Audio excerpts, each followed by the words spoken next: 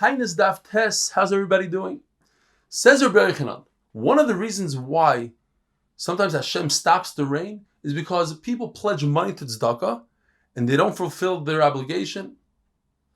The Gemara tells us that Rabbi Yochanan bumps into his nephew, the son of Rish Lakish. Now we know that Rish Lakish was nifter after Rabbi Yochanan thought that he slighted him and he was makbid on him and he was nifter. And he asked his nephew, what are you learning? And the nephew says, I'm learning aser ta'aser. So the nephew says, and what's pshat? And Rabbi Yochanan explained the famous aser b'shvil shetis asher. If you give 10% of your income, you become wealthy. And he explained to him, this is the only mitzvah that you're allowed to try out Hashem. Give 10% and see what happens. As the pasuk says, uv'chanuni no bezois. Try me out, uv'chanuni.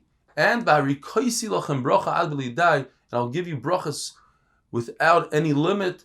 As the Gemara darshans, at sheyivlu sifsei seichem eloimer dai, until your lips will be worn out from saying enough. Rabbi Yochanan also was wondering, it says in the pasuk, Givelis Adam to Salav Darkoi, Val Hashem Yizaf Libai. Person does wrong, and then he blames Hashem. Everything that it says in the Navi must have some sort of hint in the Torah. And where is it in the Torah? And the kid, his nephew said, it says in the pasuk in next week's parasha, Yechriduish Eloch. Leimor Mazois also likim lanu. What did Hashem do to us? Why did Hashem do this to us? That He put the money back in the sack, and again, without realizing that it's their own fault, not Hashem's fault. So Rabbi Yochanan was very impressed by him, and Rabbi Yochanan lifted up his eyebrows to see who this kid is. Rabbi Yochanan's sister, who was Rish Lakish's wife, jumped in and grabbed her son and said, let's get out of here before he does to you what he did to your father. In other words, let's be careful he doesn't kill you.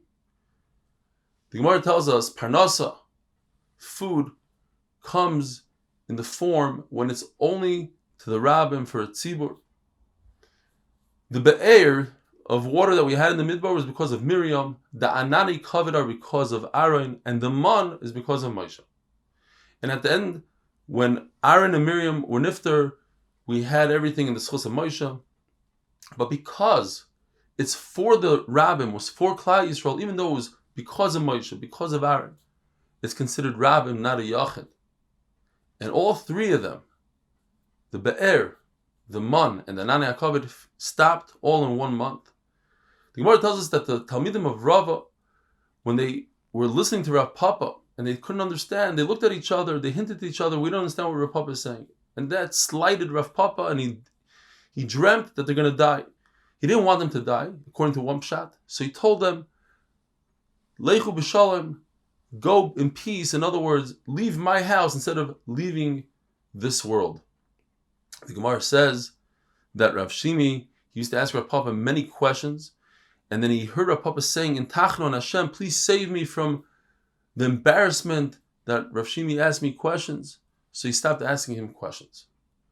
Rain can fall for an individual, unlike Parnasa that only falls for the rabbin. In other words, if you planted later in the season or you live in a place where there's no Jews, it will rain just for you, like the gardener of Daniel. If Daniel would point and say, I need rain in this spot, I need rain in this spot, it would just fall in those spots.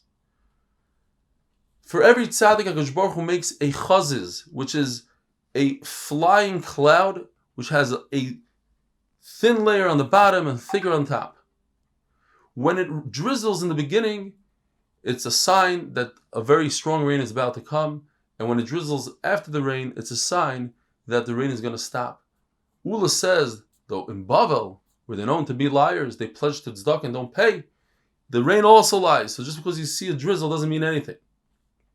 Ula also noticed that dates are very cheap in Bavel. So to start off with, he said, hey, it's so cheap, then what's the excuse to not learn Torah? You can get away with nothing.